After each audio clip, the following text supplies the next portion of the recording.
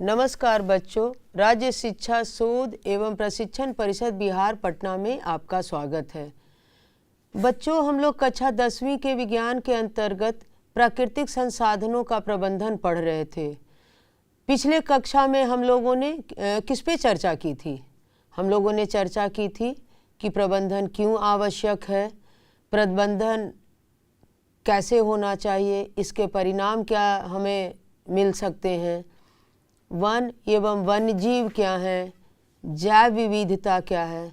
आप लोग बता सकते हैं कि उसमें हम लोगों ने एक हॉट स्पॉट पढ़ा था कि हॉट स्पॉट किसे कहते हैं? विशिष्ट स्थल।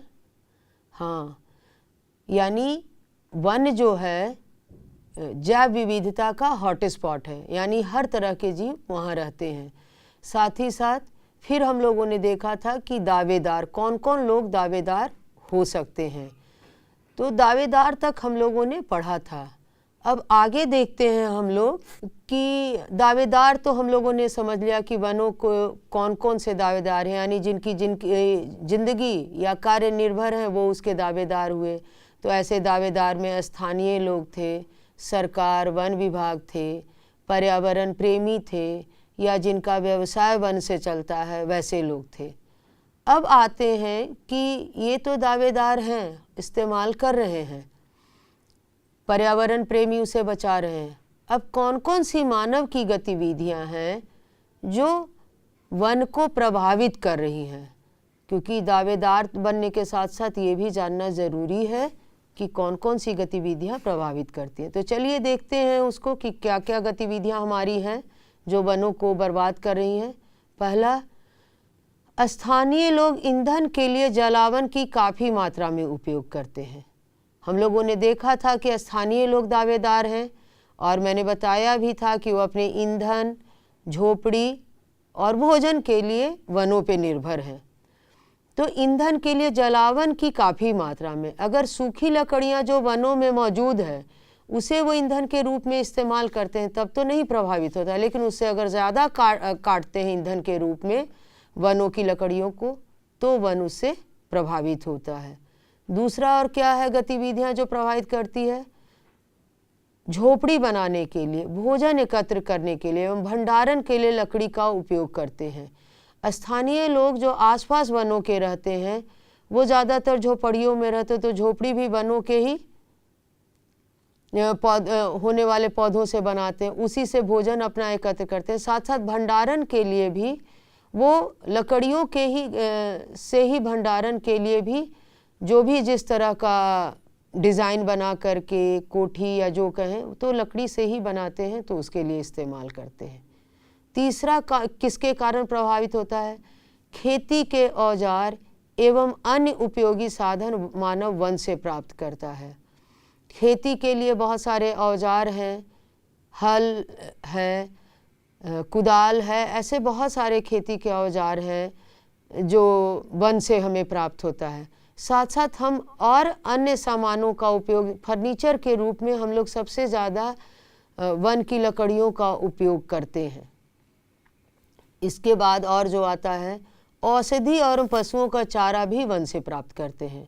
बहुत सारे औषधीय पौधे हम लोग अपने धार्मिक कहानियों में भी पढ़ते हैं। हनुमान जी तो पूरा देखिए कि कहा पढ़ा जाता है कि पहाड़ी उठा करके ले आए, यानी क्या हुआ, वो पूरा पहाड़ वो औषधीय वनों का वो जंगल था। यानी आप जब वनों में जाएंगे, कभी जाने का मौका मिले हिली एरिया में, हिमालय के ऊपर, तो ऐसे बहुत सारे पौधे मिलेंगे, और अगर वहाँ के स्थानीय निवासियों से जानकारी लेंगे तो वो उधर वैसे जगहों पे आपको आसपास ज़्यादा नज़दीक आपको दवा की दुकानें नहीं दिखाई देंगी। कारण क्या है कि स्थानीय लोग वहाँ के उन पेड़ पौधों से ही अपना इलाज, एक तो बीमार नहीं पड़ते हैं, हिल एरिया में रहते हैं, और अगर बीमार पड़ते हैं तो उन्हीं स्थानीय पेड़ पौधे से अपना वो उनको जानकारी रहती है, वो इलाज करते हैं। तो इन सब में से हमारा जो है वन प्रभावित हो रहा है। बच्चों, ये तो आप लोगों ने देखा कि कैसे वन्य जीवन प्रभावित हो रहा है, वन को हम ख़त्म कर रहे हैं। इसी वन को सुरक्षित करने के लिए बहुत पहले 1970 में एक नाम आप लोगों ने सुना है, चिपको आंदोलन। तो ये चिपको आंदोलन है क्या? तो यह आंदोलन गढ़वाल के रेनी नामक गांव में 1970 के प्रारंभिक दशक में हुआ था। लकड़ी के ठेकेदारों ने गांव के समीप के वृक्षों को काट रहे थे, यानी लकड़ी का जो कार्य करते थे, जिनका व्यवसाय था, वो वृक्षों को काट रहे थे। उस गांव में उस वक्त पुरुष नहीं थे। देखिए कि कोई भी पुरुष नहीं था। इस बात से निडर महिलाएं फौरन वहां पहुंच गईं और बेड़ों को अपनी बाहों से पकड़कर चिपक गईं। अंततः ठेकेदार को विचलित होकर काम रोकना पड़ा। यह आंदोलन तीव्रता से बहुत से समुदायों में फैल गया और सरकार को वन संसाधनों के उपयोग के लिए प्राथमिकता निश्चित करने पर पुनः विचार करने पर मजबूर कर दिया। यह आंदोलन चिपको आंदोलन के नाम से प्रसिद्ध है। बच्चों, गढ़वाल क्षेत्र में आप लोगों ने देखा कि 1970 के दशक में ही वहाँ की महिलाएं, पुरुषों ने भी नहीं, महिलाओं ने इतनी एकजुटता दिखाई और वो पेड़ों से चिपक करके खड़ी हो गई कि अगर हमें काटोगे तभी वनों को काट पाओगे।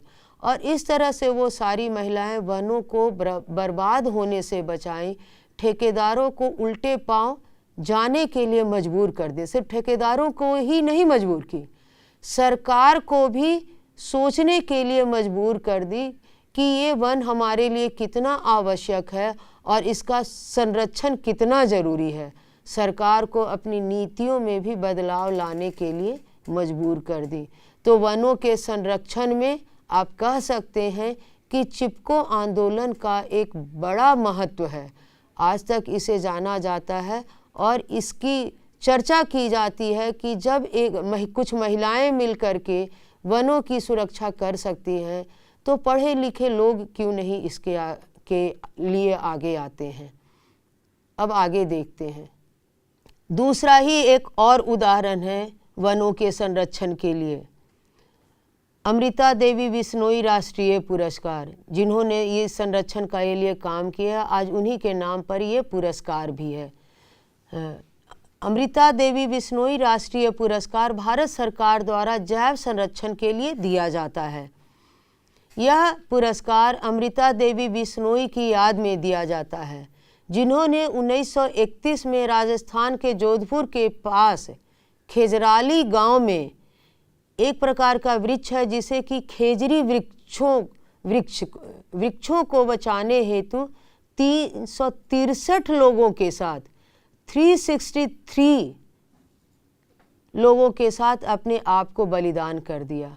बच्चों, आप सोच सकते हैं कि एक महिला, और इस कहानी को थोड़ा मैं और यहाँ आपको विस्तृत से बताना चाहूँगी ताकि आप समझें इसे, कि वहाँ के महाराजा को लकड़ी की आवश्यकता थी, तो उन्होंने अपने सिपाहियों को भेजा था लकड़ी काटने के लिए। अमृता देवी अपनी 3 बच्चियों के साथ जंगल में गई और उन सिपाहियों को मना किया कि मैं आपको लकड़ी नहीं काटने दूंगी। फिर भी सिपाही जब ज़बरदस्ती किए तो उन्होंने बोला कि आप लकड़ी तभी काट पाओगे जब आपको मेरी लाश से गुजरना होगा। तो सिपाहियों ने उनकी हत्या कर दी। उनकी हत्या के बाद उनकी 3 बेटियां फिर पेड़ों के साथ जुड़ी रहीं कि मैं नहीं काटने दूंगी, उनसे हट करने लगी। उनकी 3 बेटियों की भी उन्होंने हत्या कर दी सिपाहियों ने। और इस तरह से अभी आप लोगों ने देखा कि 363 लोगों ने अपनी जान गंवाई। इतनी जान गंवाने के बाद सरकार भी कह सकते हैं कि जागृत हुई और वो राजा भी पीछे हटे, यानी 363 लोग अपनी जान गंवाई। और आज भी बिश्नोई समुदाय जो है ऐसे वन संपदा, जैव विविधता के संरक्षण के लिए जाना जाता है और आज भी वो रक्षा करते हैं। और उसी अमृता देवी के नाम पे ये राष्ट्रीय पुरस्कार घोषित हुआ है कि जो लोग भी वन की सुरक्षा के लिए अगर कोई विशेष कार्य करते हैं तो उन्हें प्रदान किया जाता है। तो बच्चों, यहाँ वनों की सुरक्षा से जुड़े हुए 2 आंदोलनों और 2 बातों को देखा है। एक चिपको आंदोलन और एक अमृता देवी बिश्नोई से जुड़ा हुआ, जिनके नाम पर की राष्ट्रीय पुरस्कार भी है। तो ये दोनों बहुत महत्वपूर्ण हैं, अक्सर ये पूछे भी जाते हैं। चलिए अब आगे देखते हैं। वनों पर निर्भर उद्योग हम लोगों ने पहले भी देखा था कि बीड़ी उद्योग है, टिम्बर उद्योग है, कागज़ उद्योग है, लाख उद्योग है, खेल के सामान आदि भी हैं, जैसे हम लोग देखते हैं बैट है और खेल के ऐसे जो लकड़ी से बने हुए सामान हैं वो भी इससे जुड़े हुए हैं। अब वनों के संरक्षण में स्थानीय लोगों की भागीदारी, आप लोगों ने पहले भी देखा कि चिपको आंदोलन और अमृता बिश्नोई का आंदोलन दोनों स्थानीय लोगों के द्वारा किया गया था। आगे देखते हैं कि कैसे स्थानीय लोगों को जोड़ करके अगर जोड़ा जाए तो वनों का संरक्षण ज़्यादा अच्छे तरीके से हो सकता है। इसका एग्जाम्पल हम आगे अभी देखते हैं, पश्चिम बंगाल में है। पश्चिम बंगाल के मिदनापुर के अराबाड़ी वन क्षेत्र में एक योजना प्रारंभ की गई। यहाँ वन विभाग के एक दूरदर्शी अधिकारी, उनका नाम था ए.के. बनर्जी। ए.के. बनर्जी ने ग्रामीणों को अपनी योजना में शामिल किया तथा उनके सहयोग से बुरी तरह से क्षतिग्रस्त साल के वन की 1272 हेक्टेयर क्षेत्र का संरक्षण किया। बच्चों आप देख रहे हैं कितना बड़ा क्षेत्र, 1272 हेक्टेयर, हम लोग अंदाज़ा नहीं लगा सकते हैं कि कितना दूर होगा। इसके बदले में निवासियों को क्षेत्र की देखभाल की जिम्मेदारी के लिए रोजगार मिला, यानी वहीं के रहने वाले स्थानीय लोगों को रोजगार दिया। साथ ही उन्हें वहां से उपज की 25% के उपयोग का अधिकार भी मिला और बहुत कम मूल्य पर ईंधन के लिए लकड़ी और पशुओं को चराने की अनुमति भी दी गई। स्थानीय समुदाय की सहमति एवं सक्रिय भागीदारी से 1983 तक अराबाड़ी का सालवन समृद्ध हो गया तथा पहले बेकार कहे जाने वाले वन का मूल्य 12.5 करोड़ आंका गया। बच्चों हम लोगों ने चिपको आंदोलन और अमृता बिश्नोई के आंदोलन से तो समझा ही कि स्थानीय लोग जो आसपास रहते हैं, क्योंकि आप ऐसे समझिए कि जिस क्षेत्र में भी जो आसपास के लोग रहते हैं उन्हीं का जीवन प्रभावित होता है। तो अगर ऐसी किसी भी योजना से अगर वहाँ के आसपास के लोगों को उस योजना से जोड़ दिया जाए तो उसका बेहतर ख्याल रख सकते हैं, बशर्ते कि बाहर से आने वाले लोगों की तुलना में, क्योंकि बाहर से आने वाले लोगों की नज़र सिर्फ उस सामान पे होती है, पर वो प्रभावित हो रहे नहीं हो रहे उससे उनका ज़्यादा जुड़ाव नहीं होता। और जो स्थानीय लोग होते हैं उस मिट्टी, हवा, धूप सबसे उनका एक घर जैसा कह सकते हैं, परिवार की तरह लगाव हो जाता है, इसलिए वो बेहतर केयर कर सकते हैं। और यही बात ए.के. बनर्जी ने अच्छी तरह समझा और उन्होंने पश्चिम बंगाल में मिदनापुर ज़िले में इस योजना को लाया और इस योजना से लाने से क्या हुआ, एक बेहतर परिणाम मिला। और स्थानीय लोग भी कब उस कार्य को बेहतर तरीके से करेंगे, जब उनको कुछ उसके लाभ से जोड़ा जाएगा। आप किसी भी कार्य से तभी जुड़ते हैं बेहतर तरीके से जब उसमें आपका कुछ लाभ दिखेगा। तो स्थानीय लोगों को क्या लाभ दिखा कि उनको सीमित मात्रा में दिया गया कि आप अपने पशु चरा सकते हैं। 25% की उन्हें भागीदारी दी गई कि आप ईंधन के एक सीमित मात्रा में लकड़ी का इस्तेमाल कर सकते हैं, पशु चरा सकते हैं। लाभ में भी उन्हें भागीदार बनाया गया और इन 3 क्षेत्रों में भागीदार बनाने से क्या हो गया कि स्थानीय लोग उस वन का अच्छे से संरक्षण किया। अब संरक्षण में क्या आता है, संरक्षण में देखिए सिर्फ नहीं काटना ही नहीं आता है, जो सूखे पेड़ हैं, जो सूखी लकड़ियां हैं उसे हटाना भी ज़रूरी है, जिसे कि डिफॉरेस्टेशन कहते हैं। और खाली जगह में नए वृक्षों, नए पौधों को लगाना, जिसे कि एफॉरेस्टेशन कहते हैं। तो दोनों प्रॉपर चलना चाहिए और इन दोनों को बेहतर तरीके से स्थानीय लोगों ने किया, जिसके कारण जो मृत प्राय हो गई थी वन संपदा फिर से जीवित हो गई और उसका जो मूल्य आंका गया करीब करीब वो उस समय 12.5 करोड़ था। हो सकता है आज के समय में वो और कई हजार करोड़ का भी हो गया होगा आज के मूल्य के आधार पर। तो बच्चों स्थानीय लोगों को जोड़ने से ये फ़ायदा हुआ। ये तो बच्चों हम लोगों ने वन के बारे में पढ़ा। एक और अलग प्राकृतिक संपदा की ओर चलते हैं, जल की ओर। तो जल भी एक महत्वपूर्ण समता, जल और वायु के बिना तो जीवन ही नहीं है। तो देखते हैं कि जल संग्रहण के लिए हम लोग उसके बचाव के लिए क्या क्या कर सकते हैं और इसके संग्रहण का मुख्य उद्देश्य क्या है। तो जल संग्रहण इसका मुख्य उद्देश्य है भूमि एवं जल के प्राथमिक स्रोतों का विकास करना। फिर से मैं इस बात को दोहरा रही हूँ, इसका मुख्य उद्देश्य है भूमि एवं जल के प्राथमिक स्रोतों का विकास करना। प्राथमिक स्रोत प्राथमिक स्रोत में आपके जो पुराने भी तरीके थे, पुराने भी जो ऐसे छोटे जैसे तालाब है, हाँ, हर स्थानीय क्षेत्रों में राज्य में अलग अलग होते हैं। जैसे हमारे राज्य में, बिहार राज्य में गांव अगर आप जाते होंगे तो आहर नाम सुनते होंगे, पैन नाम सुनते होंगे। पैन किसको कहते हैं जानते हैं आप लोग?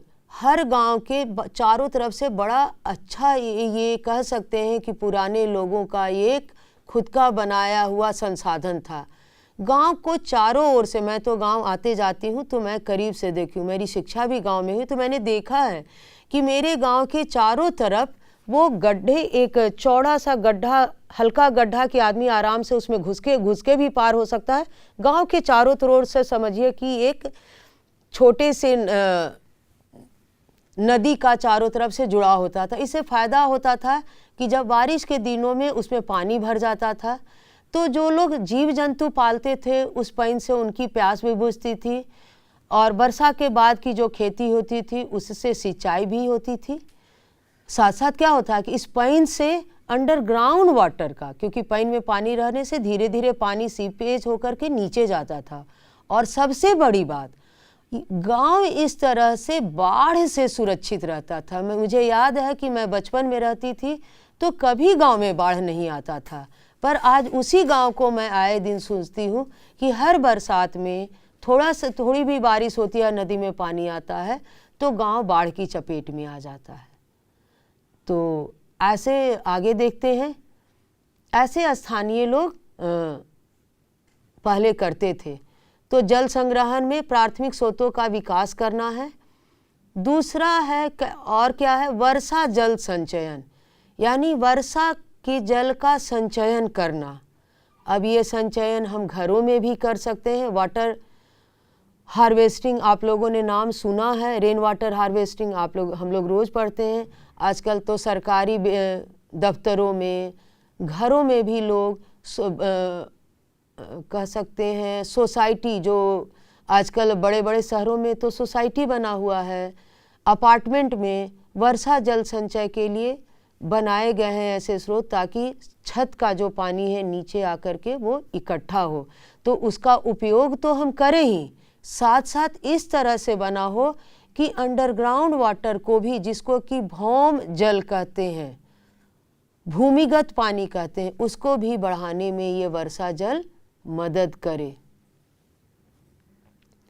जल संग्रहण की कुछ देशी विधियों के ये नाम दिए गए हैं: कुआं, ताल, कुल्ह, तालाब, अभी मैंने जैसे बताया आहर, पैन, तलैया, और अन्य राज्यों में ऐसे कई और अलग अलग नाम हैं। उन नामों को भी आप याद रखिए। तो ये जो देसी विधियाँ थी बहुत कारगर थी। आप याद कीजिए, इसमें से मैं एक एग्जाम्पल लेती हूँ कुएं का, कि हर गांव के बाहर एक बड़ा सा कुआं होता था। तो सबसे बड़ी बात तो, और वो कुआं बहुत बड़ा होता था, तो कुआं जल संग्रहण का एक बहुत ही बड़ा, कह सकते हैं बड़ा कारण है, बड़ा चीज़ है। गांव के बाहर होने से क्या है कि कोई भी मुसाफिर आया तो उस कुएं पर अपना हाथ पैर मुंह धोया, फिर अपने गांव में अपने रिलेटिव के यहाँ गया। और उसमें सबसे बड़ी बात है कि कुएं में पानी आपको शुद्ध भी होता रहता है। तो शुद्ध और सुरक्षित पानी लोगों को लगातार मिलता रहता है। अगर कुएं को गंदा ना किया जाए तो कुएं का पानी कभी सूखता नहीं है। तो कुआं एक बहुत बड़ा स्रोत था। और अब हमें तो शादी ब्याह में भी हम लोगों को कुएं, कोई विध अपने रीति रिवाज करने के लिए भी नहीं मिलते हैं। तो ये पुरानी परंपरा बड़ी अच्छी थी, इसे फिर से जीवित करने का सरकार के द्वारा प्रयास किया जा रहा है। फिर ताल है, छोटे तालाब को ताल कहते थे, कुल है, तालाब है। अब आते हैं संग्रहण की दूसरी विधि पे, बांध। बांध में जल संग्रहण काफ़ी मात्रा में, कुआं, ये सब जितना ऊपर में आप लोगों ने देसी विधियों को पढ़ा, इसमें कम पानी इकट्ठा होता है, संग्रहित हो पाता है। पर बांध में क्या है, जल का संग्रहण काफ़ी मात्रा में होता है और जिसका उपयोग सिंचाई में ही नहीं बल्कि विद्युत उत्पादन में किया जाता है। बड़े बड़े नदियों पर बांध बनाकर बहुउद्देशीय नदी परियोजनाएं चलाई जाती हैं, जिसके कई लाभ हैं। तो बांध से नदियों को बांध करके और पानी संग्रह किया जाता है, और जब पानी नहीं रहता है तो उसको विभिन्न जगहों पर पहुंचाया जाता है, उस संग्रहित पानी को, और सिंचाई के लिए इन पानियों का उपयोग किया जाता है। तो जहाँ नदियाँ नहीं हैं, जहाँ पानी की कमी है, तो ऐसे जगहों पर ऐसे बांधों के द्वारा पानी पहुंचाई जाती है और जहाँ सिंचाई होती है। साथ साथ क्योंकि ये जल संग्रहित रहते हैं और जब इनसे पानी निकलता है तो तेज़ धारा के साथ निकलती है, तो इससे बिजली उत्पादन का भी कार्य किया जाता है। तो बहुउद्देशीय ये परियोजनाएं हैं। चलिए कुछ बांधों के नाम अब जिन नदियों पे बनाए गए उन बांधों के नाम जानते हैं। पहला जैसे टिहरी बांध आप लोगों ने सुना होगा, जो भगीरथ नदी पे है, जिसे गंगा भी कहते हैं। सरदार सरोवर बांध नर्मदा नदी पे है। भाखड़ा नांगल बांध काफ़ी पुराना है, जो सतलज नदी पे है। बच्चों, इन बांधों को बनाने के लिए हमारे यहाँ रोकने के लिए बहुत विरोध और आंदोलन भी हुए हैं, जिसमें सबसे प्रमुख है टिहरी बांध और सरदार सरोवर बांध। गंगा नदी पर बहना टिहरी बांध को लेकर कई वर्षों तक आंदोलन हुए। नर्मदा बचाओ आंदोलन हुआ, जो नर्मदा नदी पर बने सरदार सरोवर बांध को लेकर विरोध हुआ। वहाँ के स्थानीय लोगों के द्वारा विरोध किया गया टिहरी बांध और सरोवर बांध के लिए, नर्मदा नदी पर जो बना है, इन दोनों के लिए स्थानीय लोगों के द्वारा विरोध किया गया। अब देखिए कि इस स्थानीय लोगों का विरोध करने का कारण क्या था, कारण पे भी जरूर चर्चा होनी चाहिए। तो सबसे बड़ी बात, तो जहाँ कहीं भी बांध बनाया जाता है तो वहाँ के स्थानीय लोगों को विस्थापित किया जाता है, वहाँ की उतनी ज़मीन ली जाती है। तो तत्काल तो सब विरोध होता है कि उतने लोगों की जीवन प्रभावित होता है, अस्थायी रूप से उनके बच्चे, उनका खान पान, घर, सब कुछ तबाह हो जाता है। तो ये भी एक विरोध का बड़ा कारण है। देखते हैं कि और क्या विरोध का कोई और भी कारण है क्या। तो बांधों के पहले लाभ को देखते हैं, फिर हानियों की ओर चलते हैं। किसी भी कार्य को हम करते हैं तो उसके लाभ और कुछ हानियां भी होती हैं। तो चलिए पहले लाभ को देखते हैं। तो पहला तो लाभ है कि सिंचाई के लिए पर्याप्त जल सुनिश्चित करता है, यानी सिंचाई के लिए पानी इकट्ठा करता है। दूसरा है विद्युत का उत्पादन, इससे विद्युत का उत्पादन होता है जो वहीं के लोगों को और बचता है तो बाहर भी उत्पादन को दिया जाता है। आसपास के क्षेत्रों में जल का लगातार वितरण होता है, आसपास के क्षेत्रों में पानी की कमी नहीं है। तो दूसरा, ये पर्यटन के क्षेत्र के रूप में भी विकास होता है, तो वहाँ के इकोनॉमी को अपलिफ्ट करने में जहाँ भी बांध बने हुए हैं मदद करता है। और पांचवा है मत्स्य पालन, यानी वो तो पानी जमा करके रखा जाता है ना, बांध जब बनाया जाता है उस क्षेत्र में। कभी ऐसे बांध को आप देखने जाइए तो ध्यान भी दीजिए। तो मछलियों का पालन कह सकते हैं कि फिशरीज भी किया जाता, मत्स्य पालन को एक उद्योग के रूप में विकसित किया जाता है। अब देखिए हानियाँ क्या क्या है। सबसे बड़ी बात तो कृषि योग्य भूमि हमारी सीमित है, उस भूमि का ह्रास होता है। और दूसरा, स्थानीय लोगों का विस्थापन होता है। और सबसे बड़ी बात कि स्थानीय लोगों का विस्थापन हो जाता है और उन्हें तत्काल जगह भी नहीं दी जाती कि वो रहेंगे कहाँ। दूसरा है पारिस्थितिक तंत्र का असंतुलन। जब भी बांध बनाया जाता है तो उतने पूरे क्षेत्र का जो वन है या जो भी है जिस तरह का, वो पूरा नष्ट हो जाता है।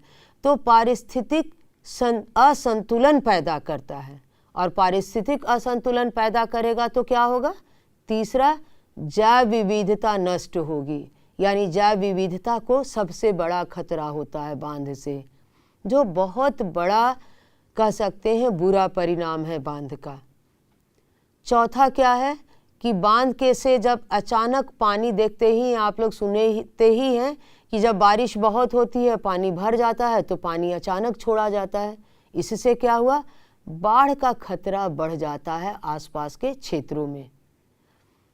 पांचवा और बहुत बड़ा कारण है, क्योंकि ये जैव विविधता से जुड़ा है, तो जीवों के प्राकृतिक आवास नष्ट हो जाते हैं।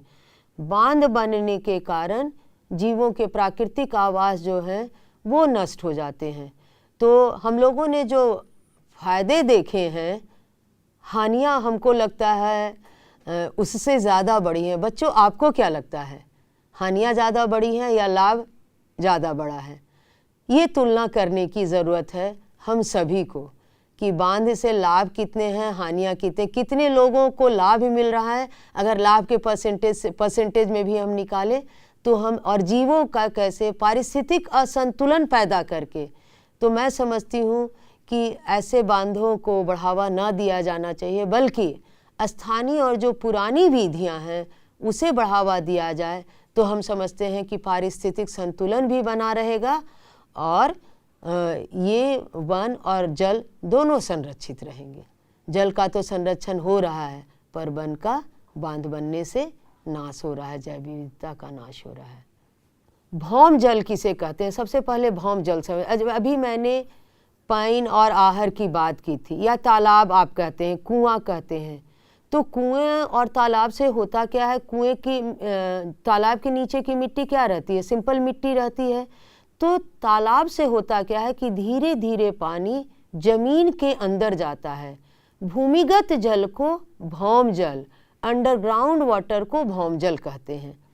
और भौम जल का या कोई जो पानी इकट्ठा होकर के चाक डैम बनाया जाता है, उसे भी इस तरह के भूमि के ऊपर भी जो जल इकट्ठा करिए जाते हैं, जिसके कारण अंडरग्राउंड वाटर लेवल बढ़ता है, उसे भौम जल कहते हैं। अब इसका फायदा क्या है बच्चों, देखते हैं। यह वाष्प बनकर नहीं उड़ता है। दूसरा क्या है? भौम जल छोटे छोटे जलाशयों के जल स्तर में सुधार लाता है, पौधों को नमी पहुंचाता है। यह मच्छरों एवं जंतुओं के अपशिष्ट से सुरक्षित रहता है, यानी मच्छरों और जंतुओं का अपशिष्ट इसमें नहीं रहता है, तथा यह जल संदूषण से बचा रहता है, यानी वाटर पॉल्यूशन नहीं होता है। बच्चों, इसमें एक और है चाक डैम। चाक डैम किसको कहते हैं? चाक डैम जनरली छोटा छोटा कह सकते हो, डैम का ही छोटा रूप है। तो बड़े डैम से तो हमें ज़्यादा हानियाँ हैं, इसलिए छोटे छोटे डैम बनाने की परियोजनाएं आई हैं। तो चाक डैम उसे कहते हैं जहाँ जल संग्रहण के लिए अर्धचंद्राकार मिट्टी के गड्ढे अथवा निचले स्थान पर या तो गड्ढा बनाया जाए, या जैसे ऊंचाई है तो ऊंचाई से नीचे के स्थान पर कंक्रीट अथवा छोटे कंकड़ पत्थरों द्वारा बनाए जाते हैं घेर कर। ये वर्षा ऋतु में पूरी तरह भर जाने वाली नालियाँ या प्राकृतिक जलमार्ग पर बनाए जाते हैं। बच्चों, चेक डैम ज़्यादातर आपको पहाड़ी एरिया क्षेत्रों में बहुत ज़्यादा वो बनाया जाता है। जैसे पहाड़ों से पानियाँ नीचे गिरी, अब मान लो यहाँ तक आई, तो यहाँ पर क्या होगा कि पत्थरों और कंक्रीटों से घेर करके अब बना दिया गया। तो यहाँ पानी इकट्ठा हुए। तो चेक डैम से फ़ायदा क्या है कि यह ऊपर का तो पानी रहेगा, लोग उसका इस्तेमाल करेंगे ही, साथ साथ ये अंडरग्राउंड वाटर को भी बढ़ाने में चेक डैम का एक मेजर रोल होता है। और साथ साथ क्या है, ये क्योंकि छोटे से जगह में बनता है, तो इससे लोगों का, जैसे आपने बांध से हानियों में देखा कि लोगों को विस्थापित होना पड़ता है, बड़े एरिया में जंगल बर्बाद होता है, नष्ट होता है, जैव विविधता प्रभावित होती है, पारिस्थितिक असंतुलन बनता है।